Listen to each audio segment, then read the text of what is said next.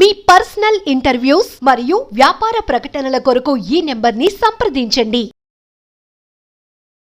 అందరికీ నమస్కారం. యోగా అంటే స్థిరం, సుఖం, ఆసనం. ఈ శరీరాన్ని ఏ భంగిమలో ఉంచినా స్థిరంగా, సుఖంగా, హాయిగా ఉండాలి. అది ఆసనం ద్వారా మాత్రమే సాధ్యమవుతూ ఉంటుంది. మనం జీవించినంతకాలం ఫిజికల్గా ఆరోగ్యంగా ఉండడం అంటే మనం చేసేటటువంటి అన్ని పనులకి ఈ శరీరం మనకి సహకరించే విధంగా ఉండాలి. అంటే కింద కూర్చోగలిగిన, మెట్లు ఎక్కగలిగిన, నిల్చున్నా, కూర్చున్నా, ఎట్లా ఉన్నప్పటికీ కూడా, ఎటువంటి పనులు చేసినప్పటికీ కూడా ఈ శరీరం ఆరోగ్యంగా, ఫ్లెక్సిబుల్గా ఉంటేనే ఇది సాధ్యమవుతుంది. అది యోగాసనాల ద్వారా మాత్రమే సాధ్యం. కాబట్టి ఆసనాల ద్వారా అందరికీ ఆరోగ్యం. ఆసనాలు వేయడం అంటే మన యొక్క ఆరోగ్యాన్ని ప్రతిరోజు ఆదా చేసుకోవడం అన్నమాట. అందులో భాగంగా ఈరోజు మనం తెలుసుకోబోతున్నాం వజ్రాసనం. శరీరాన్ని వజ్రతుల్యంగా తయారు చేసేటటువంటిదే ఈ వజ్రాసనం. ఈ వజ్రాసనం కూర్చొని చేసేటటువంటి స్థితి నుంచి చేస్తాం. ఈ వజ్రాసనం పొట్టపైన, వెన్నుపైన, మరలా మెదడుపైన, మోకాళ్ళపైన, యాంకిల్స్ పైన ప్రభావం కలుగజేస్తూ ఉంటుంది. ఇప్పుడు ఆ వజ్రాసనం ఏ విధంగా చేయాలో చేసి చూద్దాం. ఈ వజ్రాసనాన్ని మేట మీద సుఖాసనంలో కూర్చున్న తర్వాత ముందుగా దండాసన భంగిమకి రావాలి. కాళ్ళు రెండు స్ట్రైట్గా లెఫ్ట్ లెగ్ చేతిలో రైట్ లెగ్ ఉంచుకోవాలి. ఇప్పుడు లెఫ్ట్ లెగ్ని ఫోల్డ్ చేసి లెఫ్ట్ లెగ్ని బ్యాక్ సైడ్కి ఫోల్డ్ చేయాలి. తర్వాత రైట్ లెగ్ని కూడా లెఫ్ట్ లెగ్ జతలో ఫోల్డ్ చేసి ఉంచాలి. కాలు బొట్టన వేలు రెండు కూడా జతలో ఉంటాయి. పాదాలు రెండు వి షేప్లో ఉండాలి, బకెట్ షేప్లో. పాదాలు రెండు దగ్గరగా ఉంటే నొప్పి అనిపిస్తుంది, ఎక్కువసేపు ఉండలేరు. కాబట్టి వి షేప్లో ఉండాలి, మధ్యలో కూర్చోవాలి. వెన్ను నిటారుగా ఉండాలి, షోల్డర్స్ రిలాక్స్గా ఉండాలి, చెస్ట్ ఎరెక్ట్గా ఉంటుంది. మోకాళ్ళ చివర్ల మధ్య 4 ఫింగర్స్ గ్యాప్ ఉంటుంది. ఈ వజ్రాసనం మీద ఎంతసేపు ఉండగలిగితే అంతసేపు ఉండవచ్చు. ప్రారంభంలో ఎక్కువ సమయం ఉండలేరు.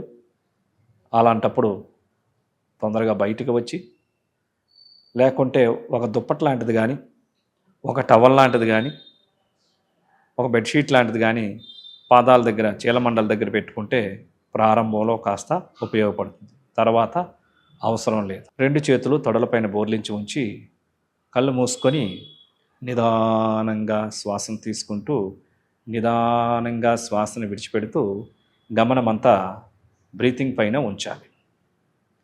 ఇది ఇంతసేపే ఉండాలని ఏమీ లేదు.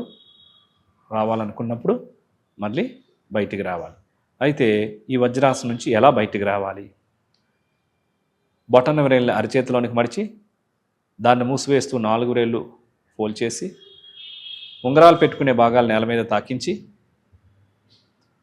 ఒక 10 సెకండ్ల పాటు ముందుకు రావాలి. తర్వాత మరలా వెనక్కి రావాలి. మరొక్కసారి మరలా ముందుకు రావాలి. తర్వాత మరలా వెనక్కి రావాలి. ఇప్పుడు ఒక చేతిని పక్క కానించి ఒక పక్కకు వరగాలి. తర్వాత ఇప్పుడు కుడికాల్ని సుఖాసనంకి తీసుకొని రావాలి. ఈ విధంగా చేయడం ద్వారా వజ్రాసనంలో ఉన్నప్పుడు ఈ చీలమండల దగ్గర బ్లడ్ సర్క్యులేషన్ కొద్దిగా స్లో అవుతుంది. అలాంటప్పుడు ఒకేసారి పైకి రావడం ద్వారా, బయటకు వచ్చేయడం ద్వారా మరి అక్కడ బ్లడ్ ఫోర్స్ పెరగడం ద్వారా అక్కడ కొద్దిగా నొప్పులు లాంటివి, తిమ్మిర్లు పట్టినట్టు అనిపించడం ఇలాంటివి జరుగుతూ ఉంటుంది. కాబట్టి ఇది ఎక్కువ సమయం కూర్చున్నప్పుడు ఈ విధంగా బయటికి రావాల్సి ఉంటుంది. చూస్తారు కదండి, ఈ వజ్రాసనం చేయడం ద్వారా కాళ్ళ పిక్కలు బలంగా తయారవుతాయి, తొడల కండరాలు బలంగా తయారవుతాయి, వెన్నెముక నిటారుగా ఉంటుంది ఈ వజ్రాసనంలో. తర్వాత కాన్సన్ట్రేషన్ బాగా పెరుగుతుంది, మెమరీ కూడా బాగా పెరుగుతుంది.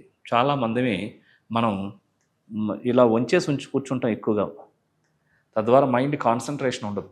వజ్రాసనంలో మనం వెన్నెముక నిటారుగా పెట్టుకొని ప్రాక్టీస్ చేయడం ద్వారా ఇది మైండ్కి కాన్సన్ట్రేషను, మెమరీ పెంచడంలో బాగా ఉపయోగపడుతుంది. అదేవిధంగా ఈ వజ్రాసనంలో కూర్చోవడం ద్వారా జీర్ణశక్తి బాగా పెరుగుతుంది. ఇండైజెషన్ ప్రాబ్లమ్స్, కాన్స్టిపేషన్ ప్రాబ్లమ్స్ ఇలాంటి వాటన్నిటినీ కూడా తగ్గించి వేస్తుంది. వెరికోస్ వైన్స్ అనేటటువంటి డిసీజన్ రాకుండా చేస్తుంది. అదేవిధంగా ఈ వజ్రాసనాన్ని చక్కగా ప్రాక్టీస్ చేస్తే మోకాళ్ళ నొప్పులు కూడా రాకుండా చేస్తుంది. ఈ వజ్రాసనాన్ని ప్రతిరోజు సాధన చేస్తూ ఉంటే అధిక బరువు పెరగకుండా కూడా చూస్తుంది.